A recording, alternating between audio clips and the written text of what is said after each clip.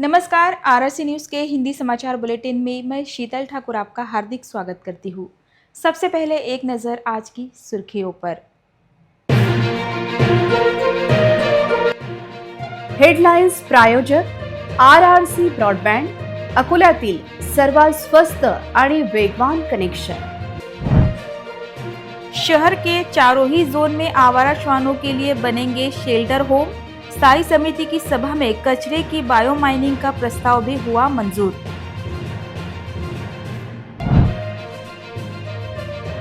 नकली पुलिस बनकर एक व्यक्ति को लूटने की शहर में घटना। असली सोना लेकर व्यक्ति को थमाया नकली सोना।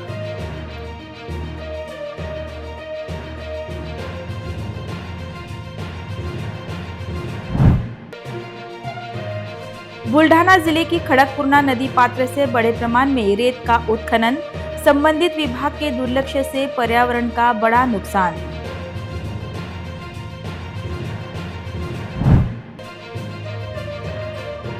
बंगाल के व्यापारी की अमरावती शहर में निर्मम हत्या। सभी हत्यारों को गिरफ्तार करने की मेला आयोजकों की राज्यसभा सांसद से मांग।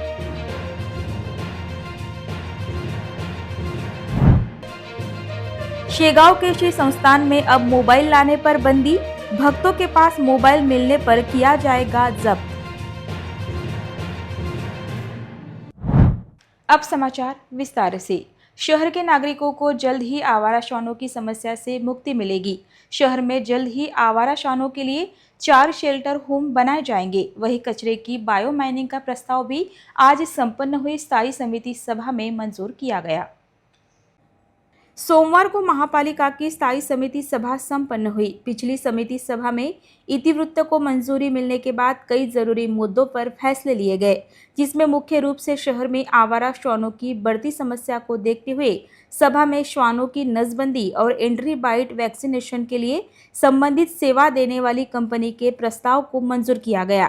सभापति ने शहर के चारों ही जोन में जल्द ही एक शेल्टर होम बनाने का आदेश भी दिया। जिस कंपनी को काम दिया जाएगा उसे हर महीने ऑन कैमरा सर्जरी और कितने श्वानों का ऑपरेशन किया गया इसकी जानकारी देना जरूरी होगा। इस मीटिंग में स्वच्छ भारत मिशन 2.0 के तहत नायगांव डंपिंग ग्राउंड में बचे हुए कचरे की बायो माइनिंग के काम के लिए निविदा को मंजूरी देने का एक जरूरी प्रस्ताव भी सर्वसम्मति से मंजूर किया गया। शहर में कचरा मैनेजमेंट के लिहाज से यह मुद्दा अहम माना जा रहा है।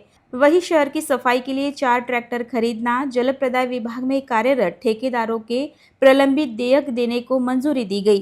कुल मिलाकर आज मीटिंग शांति से चली। विषय पत्रिका के सभी विषयों को इस सभा में मंजूरी दी गई, ऐसी जानकारी सभापति विजय अग्रवाल ने दी।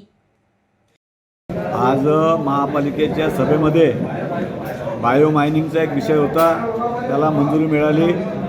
अकोला शहरातले जे कुत्रे आहेत त्यांचं ऑपरेशन करणे, त्यांना इंजेक्शन देणे, वर्षभरापर्यंत ते डसले तर कुणाला अडचण होणार नाही याचा विषय होता। अकोला शहरामधले विविध विकास कामाचे विषय होते, हे सर्व विषय सर्वानुमते मंजूर झाले।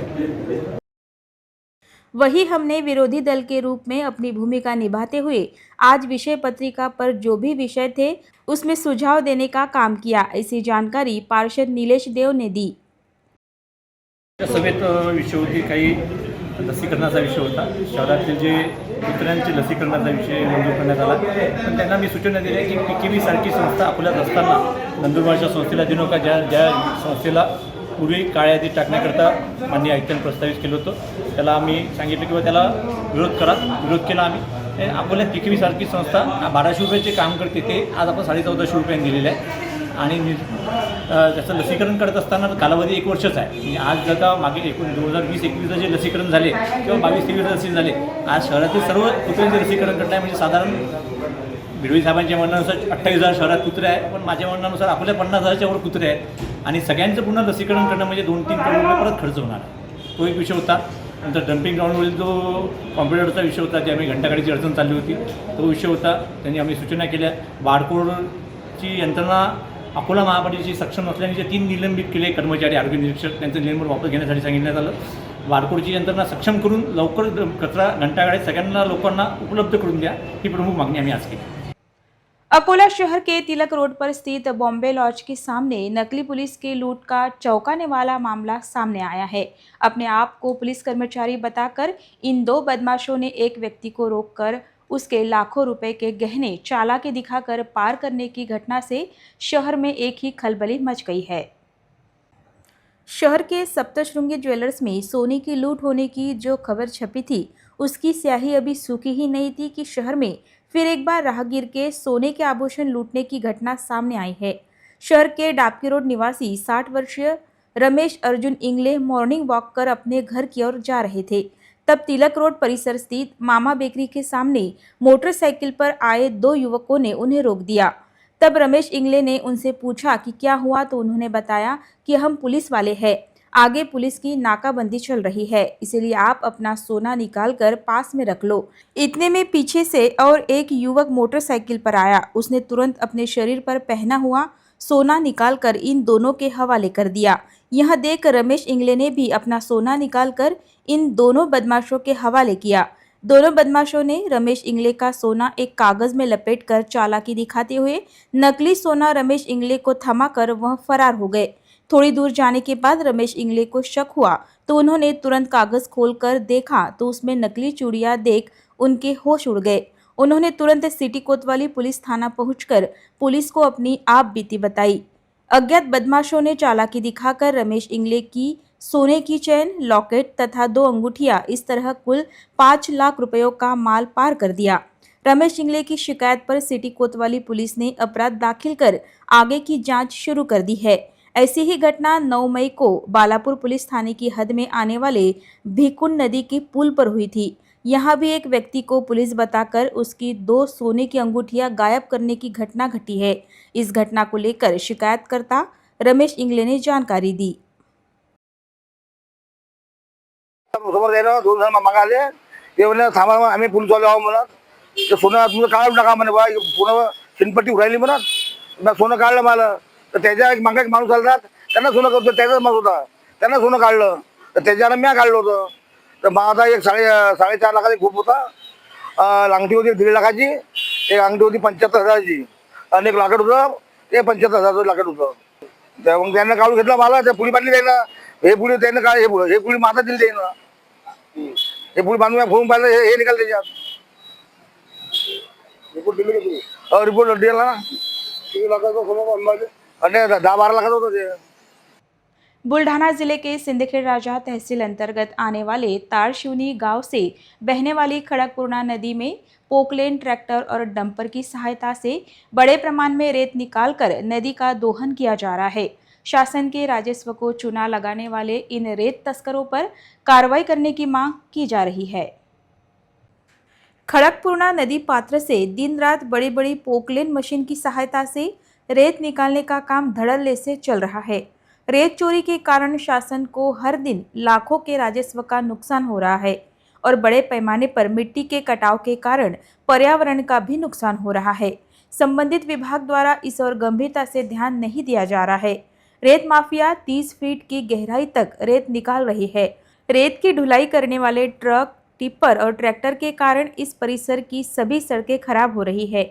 आने वाले समय में पानी देने वाले कुएं, खेती के लिए सिंचाई की सोर्स और नदी का किनारा खतरनाक होने की कगार पर पहुंच रहा है। परिसर का जलस्तर भी कम हो रहा है, पर्यावरण का भी बड़ा नुकसान हो रहा है। यह देखते हुए वरिष्ठ स्तर और सरकार के लिए इस पर ध्यान देना भी उतना ही महत्वपूर्ण है। राजस्व विभाग, पुलिस विभाग और खनन विभाग के माध्यम से संबंधित स्थान पर निरीक्षण किया जाना चाहिए और रेत माफियाओं के खिलाफ उचित कानूनी कार्रवाई की जानी चाहिए तथा अवैध रेत खनन को रोका जाना चाहिए। ऐसी मांग पिंपलगांव, कुड़ा और ताड़सिवनी क्षेत्र के नागरिक कर रहे हैं। अमरावती शहर के साइंस कोर मैदान स्थित उत्सव मेले में पैसों के लेन देन को लेकर हुए विवाद में पश्चिम बंगाल के व्यापारी अभिजीत सुकुमार कर की चाकू मारकर हत्या कर दी गई। इस हत्या में शामिल सभी आरोपियों पर कड़ी कार्रवाई हो, जिसे लेकर सांसद अनिल बोंडे को उत्सव मेले के आयोजकों द्वारा निवेदन दिया गया। अमरावती शहर में लगे इस उत्सव मेले में पश्चिम बंगाल के व्यापारी अभिजीत सुकुमार कर की चाकू मारकर आरोपी अजीज खान यूसुफ खान ने हत्या कर दी थी। उत्सव मेले में निवेश और हिस्सेदारी को लेकर यह विवाद हुआ था। शनिवार को कुछ हिंदुत्ववादी संगठनों ने अन्य आरोपियों की गिरफ्तारी की मांग को लेकर आंदोलन की चेतावनी दी थी। आज उत्सव मेला के आयोजक कुंदन लाखीना और उनकी पत्नी पारुल लाखीना ने राज्यसभा सांसद अनिल बोंडे से मुलाकात कर सभी आरोपियों को गिरफ्तार करने की मांग की। हमने यहाँ साइंस कोर मैदान में एग्जीबिशन लगाया था, जहाँ पर 7 मई को हमारे एक पार्टनर अभिजीत कर का दोपहर 1:30 से 2 के बीच में मर्डर कर दिया गया था। जो यहाँ के लोकल रहने वाले रहीम खान, हप्पू खान, अजीज़ खान और अहमद खान और सोनू खान और विकी खान, ये सब भाई लोग हैं जिन्होंने मिलकर हमारे एक पार्टनर को मारा है। हम यहाँ के माननीय महोदय खासदार श्री अनिल बोंडे जी के यहाँ पर आए न्याय की उम्मीद में, और हमने यहाँ पर सब इनको बताया कि कैसे उनको मारा गया, और हमारे को प्रशासन भी अभी सहायता कर रहा है। हमें उम्मीद है कि हमें यहाँ न्याय मिलेगा उनकी हत्या हुई है उसके लिए। और अभी हमारी प्रार्थना है माननीय खासदार जी से कि वो जो ये एग्जीबिशन है इसको दोबारा शुरू कराने में हमारी सहायता करें, सुचारू रूप से दोबारा शुरू कर सके। हमारी प्रार्थना है अमरावती शहर से और यहाँ के खासदार से और यहाँ के सभी गणमान्य लोगों से कि आइए प्लीज़ हमारी सहायता कीजिए। हम आपके शहर में आए हैं और हमारे को यहाँ से न्यायपूर्ण और हमारी आर्थिक सहायता के लिए जो कर सकते हैं आप प्लीज़ हमारी मदद कीजिए। उत्सव मेला के आयोजकों द्वारा जो मांग की गई है उसे हम जिला पुलिस अधीक्षक के पास रखेंगे और सभी आरोपियों को जल्द से जल्द गिरफ्तार करने की मांग करेंगे, ऐसी चेतावनी सांसद अनिल बोंडे ने दी। जिला परिषद के वहाँ पे एक प्रदर्शन अमरावती उत्सव लगाया हुआ है और वो बता रहे थे कि 75% उनकी पार्टनरशिप थी और कोई रहीम खान करके उसकी 25% पार्टनरशिप थी। और अभिजीत कार करके जो है पश्चिम बंगाल का, वो 7 तारीख को आया और 7 तारीख को उसका मर्डर हुआ वहाँ पे मौत के कुएं के पास। और इनका कहना है कि रहीम खान, हप्पू खान, अहमद खान, सोनू खान और विकी खान, ये सभी लोगों ने मिलके उसको मारा है अभिजीत को, और 7 तारीख को उसका मर्डर हुआ है ना, 7 तारीख को उसको मारा 8 तारीख को उसकी डेथ हो गई। मैंने कमिश्नर ऑफ पुलिस उनसे भी बात की तो अभी तक एक अरेस्ट हुआ है ऐसा उनका कहना है, लेकिन ये पूरी संगठित गुनहगारी है। सिर्फ एक नहीं तो सब लोगों ने घेर के वो अभिजीत कार को मारा हुआ है, तो इसलिए उसका पीसीआर लेना चाहिए। मैंने उनको भी सजेस्ट किया है कि पीसीआर लेना चाहिए, तथा कितने लोग उसमें इन्वॉल्व है, ये लोगों ने जितने नाम दिए वो सभी को अरेस्ट करना चाहिए, उनके मोबाइल जब्त करना चाहिए। उन्होंने जो मारा उसका रिकॉर्डिंग किया हुआ है, यानी मर्डर हुआ उसका रिकॉर्डिंग भी किया गया है। एक कुंदन बता रहे कि उसके एक भाई ने उसको कैसा मारा उसका रिकॉर्डिंग करके उनको बताया है। तो उनको उनका जो बयान है उसको सत्यता मानकर जो 5 भाई है उनके जो मोबाइल है वो जब्त करके उनके पास में क्या क्या रिकॉर्ड किया गया है, उनके कैमरा में क्या क्या रिकॉर्ड किए गए हैं, डिलीट किया होगा तो साइबर के माध्यम से उसको रिवाइव करके उसका पूरा तफ्तीश होनी चाहिए, क्योंकि छूटना नहीं चाहिए। क्योंकि ये दहशत निर्माण करने के लिए ये रहीम खान, हप्पू खान, अहमद खान, सोनू खान और विकी खान, पूरे खान, तो ये खान लोगों ने खून किया है। लेकिन अनफॉर्चुनेट बात ऐसी है कि वो मौत के कुएं के पास ये मर्डर हुआ, वहाँ पे सीसीटीवी फुटेज नहीं है कौन कौन उपस्थित थे। तो ये भी बहुत बड़ी गैर जिम्मेदाराना करतूत उनके माध्यम से हुई है। तो मेरी कमिश्नर ऑफ पुलिस इनको विनंती है, मैंने फ़ोन पे भी बताया है कि पूरे 5 लोगों को अरेस्ट करना चाहिए, उनका पूरा उनका पीसीआर लेना चाहिए और उनके पूरे मोबाइल है वो पूरे चेक करना चाहिए और मोबाइल चेक कर कर ये सभी उसकी तफ्तीश होनी चाहिए। और मेला जब भी शुरू होगा, यानी बाकी के लोग जिन्होंने इन्वेस्टमेंट किया है मेला शुरू करना हो तो उनको परमिशन देते हुए पूरा सीसीटीवी कवरेज रहना चाहिए, शांतता रहनी चाहिए, लोगों के भले के लिए होना चाहिए, कोई गुंडागर्दी के लिए नहीं, दहशतगर्दी के लिए नहीं। यही मेरी सीपी से और जिला प्रशासन से सूचना है। शेगांव के श्री संस्थान द्वारा सुरक्षा के दृष्टिकोण से मंदिर के भीतर सभी श्रद्धालु मोबाइल लेकर न आए, ऐसा आह्वान किया जा रहा है। मोबाइल आने पर जब्ती की अप्रिय घटना का सामना भक्तों को करना पड़ेगा। यह देखते हुए मंदिर में मोबाइल न लेकर आने की अपील संस्थान द्वारा की जा रही है। शेगांव के संत श्री गजानन महाराज संस्थान अपने कड़े अनुशासन के लिए भी जाना जाता है। भक्त संस्थान से भी यही उम्मीद करते हैं, लेकिन कुछ भक्त मंदिर परिसर में मोबाइल फ़ोन का गलत इस्तेमाल करते दिखाई देते हैं। इस पर रोक लगाने के लिए संस्थान द्वारा चेतावनी जारी की गई है कि अगर कोई मोबाइल फ़ोन इस्तेमाल करता हुआ देखा गया तो उसका मोबाइल फ़ोन जब्त कर लिया जाएगा। मंदिर में दर्शन के बजाय लोग बड़ी संख्या में मोबाइल फ़ोन से सेल्फी लेते, रील बनाते दिखाई देते हैं। श्री की मूर्ति का फोटो निकालना मना है, बावजूद कुछ महाभाग फोटो लेने की कोशिश करते हैं। इस पर रोक लगाने के लिए मंदिर व्यवस्थापन ने यह फैसला लिया है। मंदिर के भीतर मोबाइल फ़ोन के इस्तेमाल पर बंदी लागू की गई है। मंदिर व्यवस्थापन ने इस बारे में एक आदेश भी जारी किया है। ऑटोक्रेट कोचिंग क्लासेस ने एक बार फिर अपनी उत्कृष्टता की परंपरा को कायम रखते हुए एसएससी बोर्ड परीक्षा में शानदार सफलता हासिल की है। संस्था ने शहर के सर्वश्रेष्ठ प्रतिशत परिणामों में अपना नाम दर्ज कराते हुए शिक्षा क्षेत्र में अपनी अलग पहचान बनाई है। 53 विद्यार्थियों में से सबसे बड़ी संख्या में विद्यार्थियों ने 90% से अधिक अंक प्राप्त कर क्लासेस की निरंतर गुणवत्ता को साबित किया है। हाल ही में कक्षा 10वीं का परिणाम घोषित हुआ है, जिसमें ऑटोक्रेट कोचिंग क्लासेस के सभी छात्रों का प्रदर्शन बेहतरीन रहा। संस्था के मेधावी विद्यार्थी रफान आबिर ने 98.40%, सोहेरा नियाजी ने 98.40%, फैसल अहमद खान ने 96.60%, रुकैया बचाव ने 96.40%, सानिया शेख ने 96%, आकांक्षा गुंजाल ने 94%, रोहान अहमद ने 94%, हबीब अंसारी ने 93.60%, हानिया मरियम ने 93.40%, मोहम्मद अय्यान ने 93%, आसिम खान ने 92.40%, मुर्तुजा हुसैन ने 92.20%, रेहान शेख ने 92%, कार्तिक जोशी ने 91.80%, अहमद तबानी ने 90.80%, मोहम्मद आमिर ने 90.80%, जोया गाजी ने 90.60%, खुशी जोशी ने 90%, शुभ जोशी ने 90% अंक हासिल किए,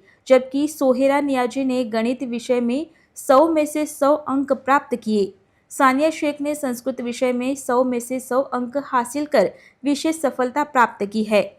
ऑटोक्रेट कोचिंग क्लासेस के 53 में से 22 विद्यार्थियों ने गणित विषय में 90 में से अधिक अंक प्राप्त किए। 53 में से 23 विद्यार्थियों ने विज्ञान विषय में 90 से अधिक अंक प्राप्त किए, जबकि 16 विद्यार्थियों ने सामाजिक विज्ञान विषय में 90 से अधिक अंक प्राप्त किए। 19 विद्यार्थियों ने 90% से अधिक अंक प्राप्त किए। 41 विद्यार्थियों ने 80% से अधिक अंक प्राप्त किए। गणित विषय में 22 विद्यार्थियों को 90 से अधिक अंक मिले। विज्ञान विषय में 23 विद्यार्थियों को 90 से अधिक अंक मिले। सामाजिक विज्ञान विषय में 16 विद्यार्थियों को 90% से अधिक अंक मिले। 5 विद्यार्थियों ने 96%, 5 विद्यार्थियों ने 90% से 96%, 14 विद्यार्थियों ने 85% से 90%, 12 विद्यार्थियों ने 80% से 85% अंक प्राप्त किए। 53 में से 19 विद्यार्थियों ने 90% से अधिक अंक प्राप्त किए, जो कुल परिणाम का 37% है। वहीं 53 में से 22 विद्यार्थियों ने 80% से 90% के बीच अंक प्राप्त किए, जो कुल परिणाम का 42% है। संस्थान के टॉप 5 विद्यार्थियों में से 4 विद्यार्थी माउंट कार्मेल स्कूल के हैं, जबकि एक विद्यार्थी होली क्रॉस स्कूल का है। विशेष बात यह है कि संस्थान के टॉप 2 विद्यार्थियों ने अपनी अपनी स्कूलों की टॉप 5 मेरिट सूची में भी स्थान प्राप्त किया है। संस्था के संचालक शारिक डोकडिया सर ने स्वयं गणित और विज्ञान विषयों का मार्गदर्शन करते हुए विद्यार्थियों को सही दिशा प्रदान की। उनकी उत्कृष्ट शिक्षण पद्धति, योजनाबद्ध तैयारी और अथक मेहनत के कारण विद्यार्थियों ने यह शानदार सफलता हासिल की है। इस ऐतिहासिक परिणाम ने ऑटोक्रेट कोचिंग क्लासेस को शहर में एसएससी शिक्षा के क्षेत्र में अग्रणी संस्था में पुनः स्थापित कर दिया है। संस्था प्रबंधन ने सभी विद्यार्थियों, अभिभावकों और शिक्षकों को इस गौरवपूर्ण उपलब्धि पर हार्दिक बधाई देते हुए उनके उज्जवल भविष्य के लिए शुभकामनाएं दी। Hello, I am Akanksha Amol Gunjar. I have best experience here. I got 94% in board exam, and this is possible because of Sharik sir and the entire staff of Autocrat coaching classes. कि यहाँ पर constant support मिलता है और Shariq sir का और सभी teachers का। यहाँ के हर एक टीचर आपको हर एक मोड़ पे सही रास्ता बताते हैं और यहाँ का रिजल्ट सबसे अच्छा, मैं ऐसा समझता हूँ कि यहाँ का रिजल्ट सबसे अच्छा है। And I have scored 96.40 in my board SSC examination, and this is all because of my parents and Sharik sir. I am very grateful to Autocrat coaching classes. Everyone, my name is Rafan Nabil. I have recently passed my 10th standard with an excellent 98.40%. Sharik sir and all the teachers here in Autocrat have helped me to achieve my target. मैं autocrats का और Shariq sir का बहुत बहुत शुक्रगुजार हूँ। मैंने अपनी बच्ची को पिछले साल ही डाला था और मेरे एक्सपेक्टेशन से ज़्यादा यहाँ पे रिजल्ट बना। बच्ची ने 98.40 अचीव किया है। My percentage is 98.40 and I have worked hard for it, and this institute, Autocrat, has helped me very much and has motivated me a lot. I've scored 91.8% from this institution. This institution has helped me a lot. Sharik sir has motivated me and all of us. Because of them, I have earned this trophy and this percentage. So thank you. Good evening. Today I am very happy to say that I scored 96% in my 10th board exam. I would like to thank my teachers, my parents, and this coaching class for their constant support and guidance. My name is Arpit Zadav. I studied in Autocrat since last year, and the teaching and non-teaching staff, also Sharik sir, I'm grateful to all of them.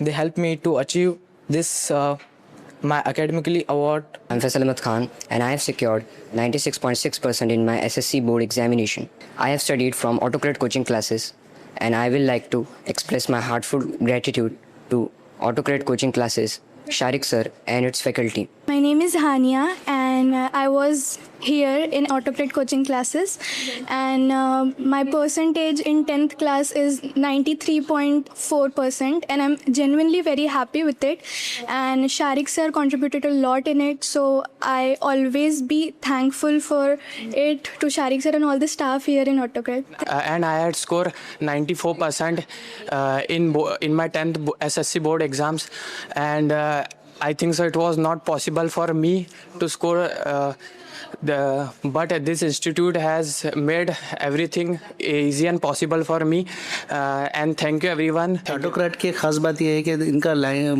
जो पढ़ाने का जो system है, तरीका है, और उनके जो स्टाफ्स है, दे आर वेरी कोऑपरेटिव और उन्हें काफ़ी ज़्यादा मेहनत लेते हैं। तो बच्चों को हम लोग एक्सपेक्ट नहीं कर रहे थे कि जितना आएगा, लेकिन they are really doing the very hard work. Shariq sir का स्पेशली फोकस रहता है हर बच्चे को, वो स्पेशली थोड़ा सा अच्छे से फोकस करते हैं। तो this really very good experience with autocrat.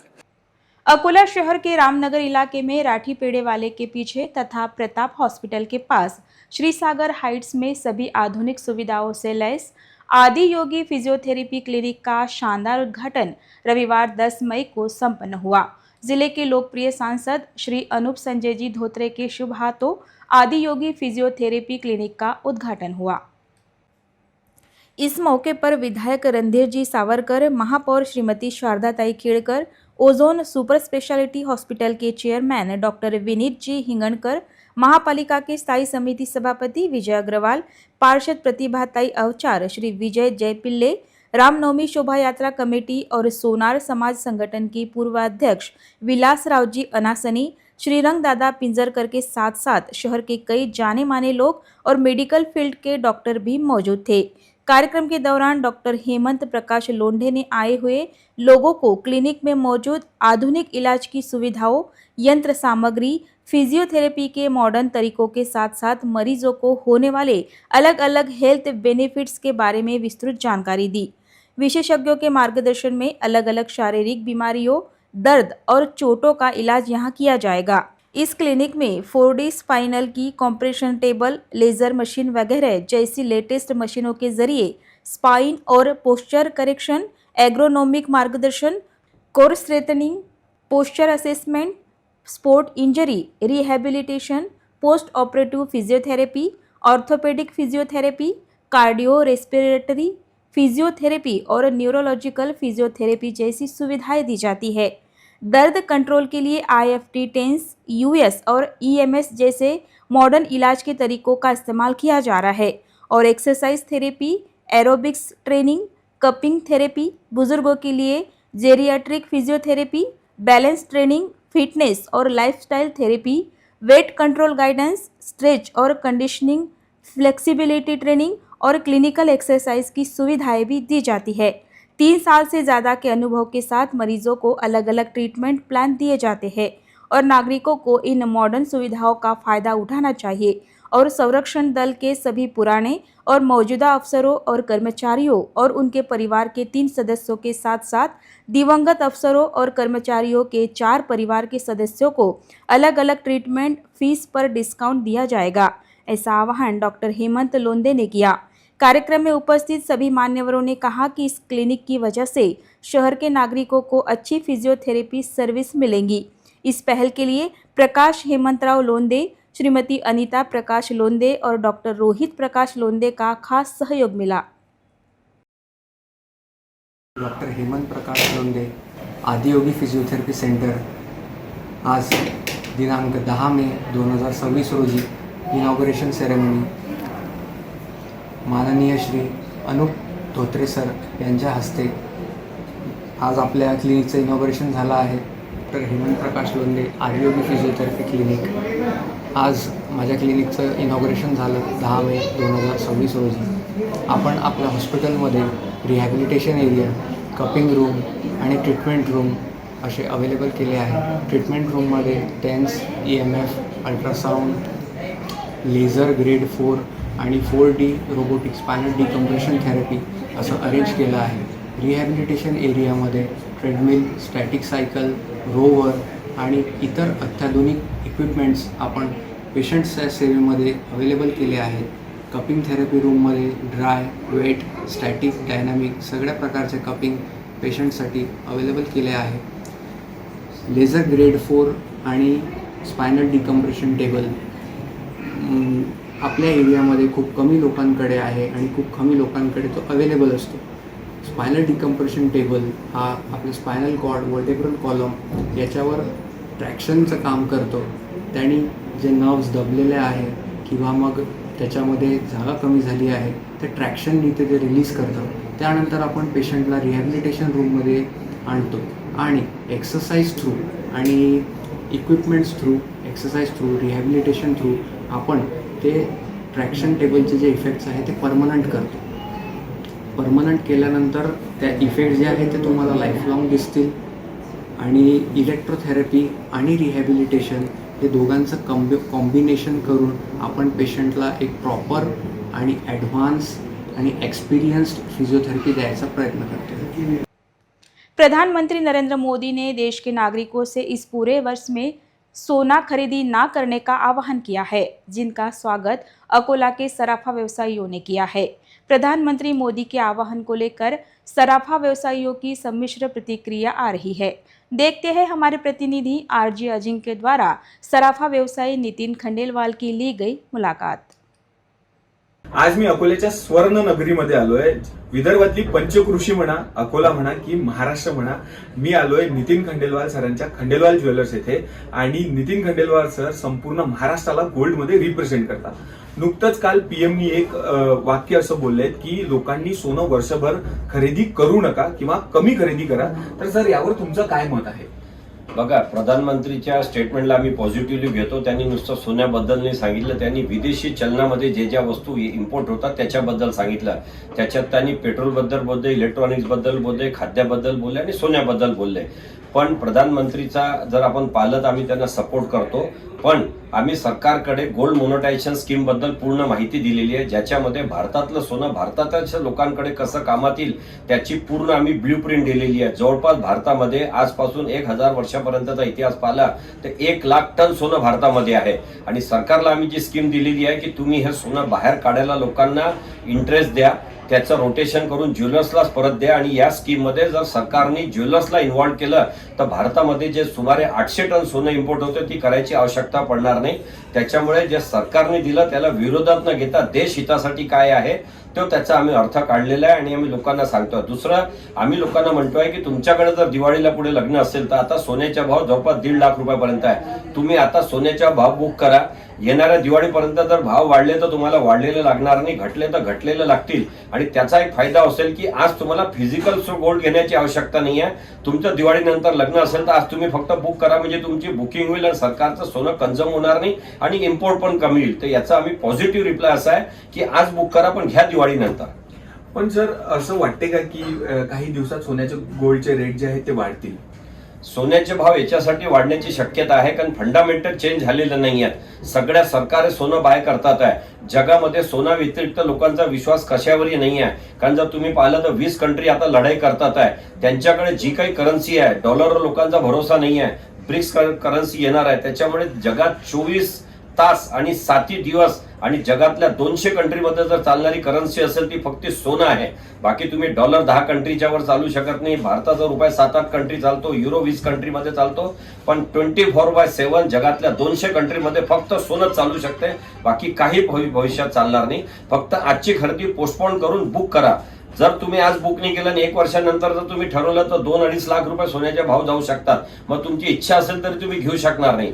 तुम्ही तुमच्या ओळखीच्या जवळच्या ज्वेलर्सकडे जा आणि सोनं बुक करा.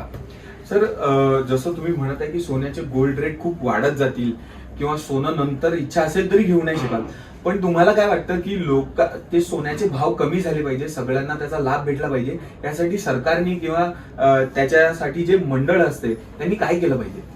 बघा, सरकारच्या हातात सोन्याचे भाव फक्त ड्युटी कमी करू शकतात किंवा जीएसटी कमी करू शकतात. भाव हे आंतरराष्ट्रीय स्तरावर ठरले जातात. खास करून लंडन मेटल एक्सचेंज आणि अमेरिकेमध्ये त्याचे रेट ठरले जातात. त्याच्यामुळे भारताच्या हातात नाही. आणि जर तुम्ही मागच्या 5 वर्षात पाहिलं तर लोकांना सोडून द्या, सगळ्या जगाचे सरकार सुद्धा सोनं बाय करत आहेत. जेवढ्या ऑइल प्रोड्युसिंग कंट्री आहे ओपेक्स, ते त्यांच्या जे ऑइल निघत आहे त्यांच्या कंट्रीमध्ये त्याच्याबद्दल सोनंच घेतात आहे. कारण त्यांना कुठल्याही जगाच्या करन्सीवर भरोसा नाही, युरोवर नाही, रशियावर नाही, चायनावर नाही, जपानवर नाही. त्याच्यामुळे सोन्याचा कन्झम्पशन जगात कमी होणार नाही, तो दिवस वाढणार आहे. जेवढ्या लढाया जास्ती होतील तेवढ्या every bad news is good for gold. Sir मग आता जाता जाता एक शेवटचा प्रश्न की लोकांना काय संदेश द्याल या पीएमच्या स्टेटमेंट बद्दल आणि लोकांना काय आवाहन कराल की लोकांनी काय केलं पाहिजे सध्या फायनान्शियली स्टेबिलिटीसाठी?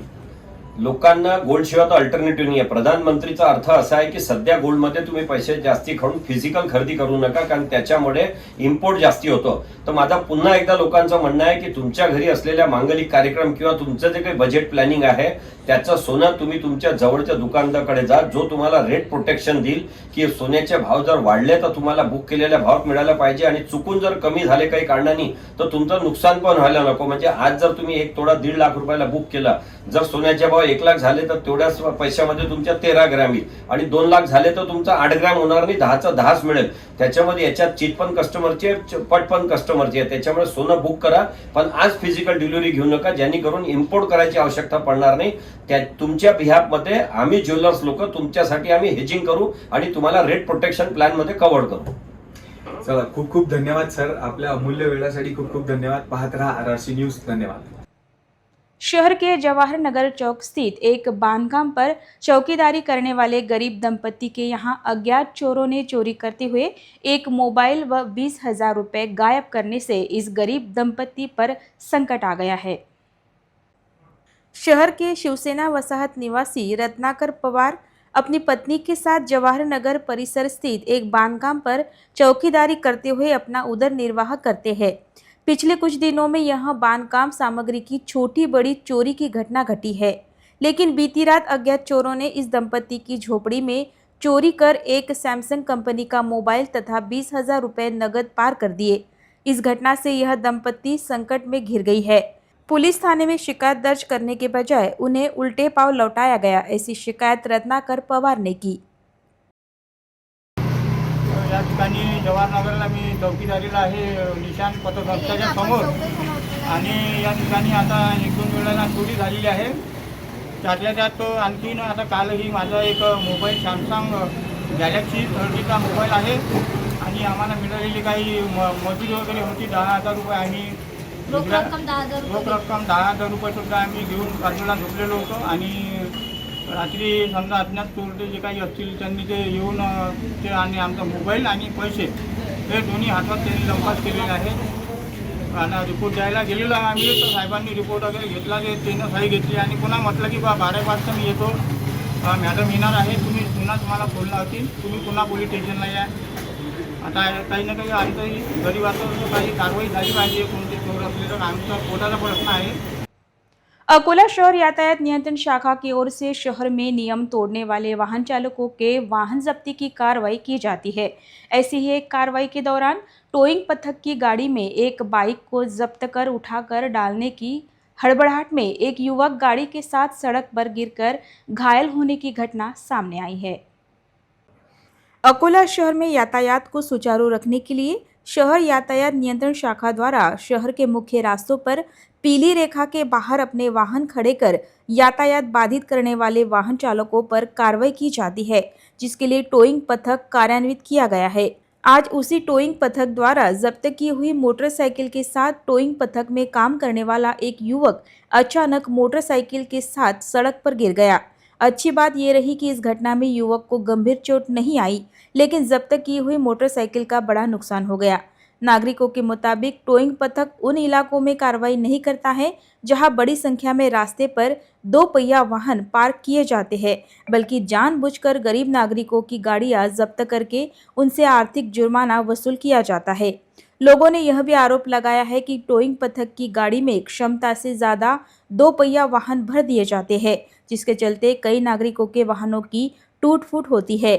आज की यह घटना देख सवाल उठ रहा है कि क्या शहर यातायात नियंत्रण शाखा द्वारा जिस व्यक्ति की गाड़ी का नुकसान हुआ है उस व्यक्ति को नुकसान भरपाई दी जाएगी या नहीं। गाड़ी के ऊपर बैठा हुआ था, गाड़ी के अंदर हो। हाँ। गाड़ी टोइंग से उड़ाई हुई उन्होंने। हाँ। कहाँ से उड़ाई तो, और डायरेक्ट गाड़ी गिर गई नीचे, गाड़ी के साथ में हो। टोइंग का इतना है तो बोलना अंदर जाओ ना, बोलना अंदर के इलाके में क्या ट्रैफिक को प्रॉब्लम हो रहा। अंत में एक नजर आज की सुर्खियों पर। हेडलाईन्स प्रायोजक RRC ब्रॉडबँड, अकोल्यातील सर्वात स्वस्त आणि वेगवान कनेक्शन। शहर के चारों ही जोन में आवारा श्वानों के लिए बनेंगे शेल्टर होम। स्थायी समिति की सभा में कचरे की बायो माइनिंग का प्रस्ताव भी हुआ मंजूर।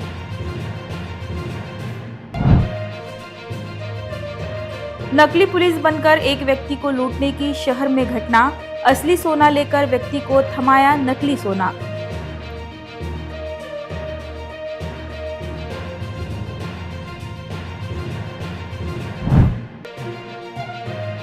बुल्ढाना जिले की खड़कपुरना नदी पात्र से बड़े प्रमाण में रेत का उत्खनन, संबंधित विभाग के दुर्लक्ष्य से पर्यावरण का बड़ा नुकसान।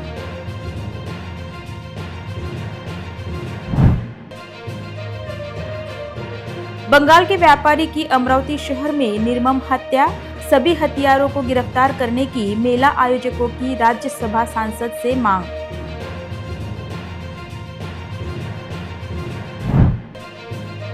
शेगांव के श्री संस्थान में अब मोबाइल लाने पर बंदी, भक्तों के पास मोबाइल मिलने पर किया जाएगा जब्त।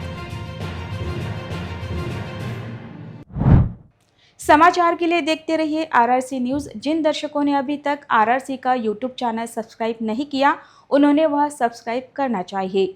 फिर मिलते हैं शहर की ताज़ा जानकारी और महत्वपूर्ण घटनाओं के साथ। नमस्कार।